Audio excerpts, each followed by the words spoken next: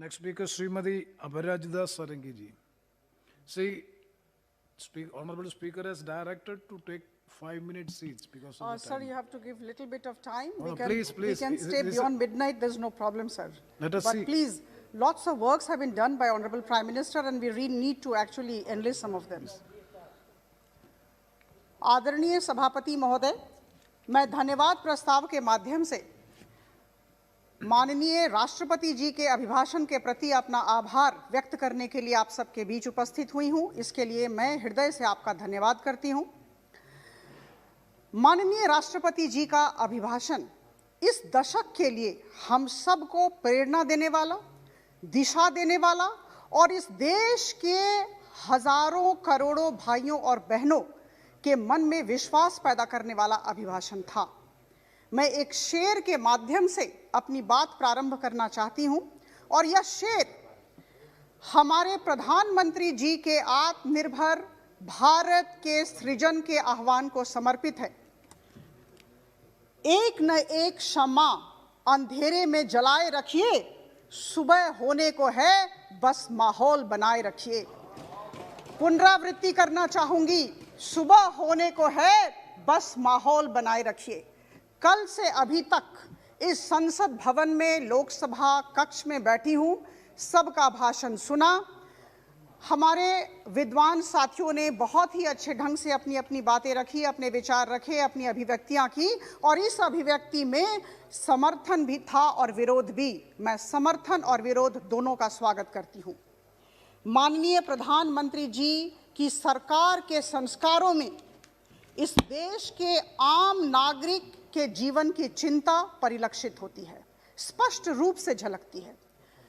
सभापति महोदय, मैं कहना चाहूंगी कि इस सरकार को विरासत में ऐतिहासिक समस्याएं मिली हैं और ये सरकार, प्रधानमंत्री मोदी जी की सरकार, एक तरफ विरासत में मिली ऐतिहासिक समस्याओं का सफलतापूर्वक समाधान करने की चेष्टा में लगी हुई है और दूसरी तरफ इन्हीं चुनौतियों का सामना बड़ी संवेदनशीलता के साथ, बड़ी जिम्मेदारी की भावना के साथ, दृढ़ इच्छा शक्ति के साथ करती रही है, करेगी और आगामी दिनों में आप देखेंगे हम सब मिलकर यह करते रहेंगे। मसला चाहे जम्मू कश्मीर का हो, ट्रिपल तलाक का हो, नागरिकता संशोधन अधिनियम का हो या फिर राम मंदिर के निर्माण का, इन सारी चुनौतियों को जिस तरह से हमने हैंडल किया, ये जो लोहा लेने का जो संकल्प और इच्छा शक्ति वर्तमान सरकार में दिखती है, यही बात, यही लक्षण पिछले सारे सरकारों को इस सरकार से अलग करती है। हमारी सरकार निश्चित तौर पर बेहतर है। अगर आप मुझे पूछेंगे कि इन 6 सालों में सबसे बड़ी उपलब्धि क्या रही है हमारे प्रधानमंत्री जी की और उनकी टीम की, तो मैं कहूंगी कोविड-19 का प्रबंधन, द मैनेजमेंट ऑफ कोविड-19। अंग्रेजी में एक अभिव्यक्ति है, एक एक्सप्रेशन है, leading from the front. Our prime minister has led the nation and the world from the front in the battle against कोविड-19। और आज की स्थिति क्या है? India has emerged as a nation with one of the lowest death rates and one of the highest recovery rates. जीवन और जीविका, इन दोनों पर यथेष्ट बल आदरणीय प्रधानमंत्री जी की सरकार ने दिया है। बंधुगण, इकोनॉमिक सर्वे का रिपोर्ट कुछ दिन पहले हस्तगत हुआ। अगर आप इकोनॉमिक सर्वे का रिपोर्ट पढ़ें तो पता चलेगा कि इस सरकार की नीति और नेतृत्व की वजह से करीबन 1 लाख लोगों की जानें बची और 37 लाख लोग संक्रमण से बचे हैं। और कुछ दिन पहले आदरणीय वित्त मंत्री महोदया ने कक्ष में कहा था, यह वी शेप्ड इकोनॉमी है। कितनी अच्छी बात है, वी शेप्ड इकोनॉमी। हम प्रगति के पथ पर अग्रसर होते जा रहे हैं। अगर हम अर्थव्यवस्था की बात करें, हम केवल पीपीई किट और मास्क में आत्मनिर्भर नहीं हुए हैं, हम वैक्सीन निर्माण में विश्व में सफलतम देश साबित हुए हैं। अक्टूबर 2020 की बात मुझे याद है, अक्टूबर 2020 तक 6 करोड़ पीपीई किट देश में बनाया गया और उसमें से करीबन 2 करोड़ दूसरे देशों को दिया गया था।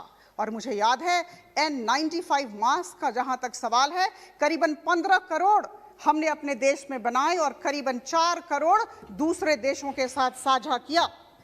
वैक्सीन 2 बने हैं, 2 बनने वाले हैं।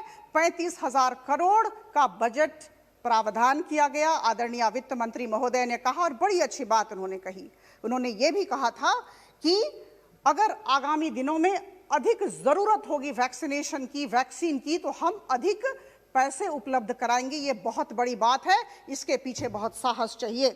150 से अधिक देशों को जरूरी दवाइयां प्रेषित कराई गई। बंधुगण, हम अपनी तारीफ खुद नहीं करते, जब दूसरे करें तो बड़ी बात होती है। Parliamentary standing committee on home affairs और parliamentary standing committee on health and family welfare की प्रोसीडिंग मेरे हाथ में है। ये दोनों प्रोसीडिंग मेरे हाथ में है। आप इन दोनों प्रोसीडिंग को मेरे बंधुओं से, मेरे साथियों से, मेरे विद्वान मित्रों से अनुरोध है, इसे पढ़ें। Parliamentary standing committee home affairs की तो प्रोसीडिंग है, उसके 3 पैराग्राफ को पढ़ें। पारा 2.6.9, पारा 2.6.10 एंड पारा 2.6.11। आप मुझे थोड़ा और समय देंगे। Parliamentary standing committee health and family welfare की प्रोसीडिंग को अगर आप पढ़ें, पारा 1.47 ऑफ चैप्टर 1, उसमें लिखा हुआ है, the committee appreciates the PM's call for जन आंदोलन अगेंस्ट पैंडेमिक। हम अपनी तारीफ खुद नहीं करते। WHO के डायरेक्टर जनरल मिस्टर टेड्रोस ने भी हमारे प्रधानमंत्री को बहुत धन्यवाद दिया। जनवरी 2021 की बात है, ब्राजील के प्रेसिडेंट ने हमारे प्रधानमंत्री जी को चिट्ठी लिखी और ये जो 20 लाख वैक्सीन डोजेज ब्राजील गए थे, इसके लिए उन्होंने बहुत धन्यवाद हमारे प्रधानमंत्री जी को दिया। Sir, I would like to quote the American physician Dr. Larry Brilliant, who had played a key role in eradicating smallpox. He had said, outbreaks are inevitable, but pandemics are optional, meaning thereby that we may not be able to change the natural occurrences that produce the diseases in the first place, but through preparation, early action, and intelligent responses, we can quietly flatten its trajectory. And I'm extremely proud to say, to inform this august House, that because of the able leadership of our Honorable Prime Minister, we could flatten the trajectory. Now, please conclude. Sir, please give me some time. No, I beg, sir. Already, sir, lots of works have been done. Please give me some time, sir. Already you have taken 10 minutes, प्रधानमंत्री please. Modi ji ने कहा है, sir मुझे थोड़ा समय दें, sir वक्त दें। सर, प्रधानमंत्री मोदी जी ने कहा है कि सामाजिक न्याय हमारी सरकार के लिए सिर्फ कहने सुनने की बात नहीं है, यह हमारा कमिटमेंट है, यह हमारी श्रद्धा है। यह सरकार बाबा साहेब अंबेडकर के नीतियों पर चलती है। सबका साथ, सबका विकास और सबका विश्वास, सबको लेकर चलना है, सबका सर्वांगीण विकास हो और सबका विश्वास जीतना है। सबसे बड़ी बात है, बहुत निष्ठा के साथ, बहुत ईमानदारी के साथ हम सबका विश्वास जीतने की चेष्टा में लगे हुए हैं। जिस दिन आदरणीय वित्त मंत्री ने इस कक्ष में बजट पेश किया, उसके एक दिन पहले आदरणीय प्रधानमंत्री जी ने प्रेस को संबोधित किया और उन्होंने जो कहा वो वक्तव्य सबको याद होगा। उन्होंने कहा, Shafiq ur Rahman ji, sir please give me, sir please give me 3-4 minutes. No, please, no.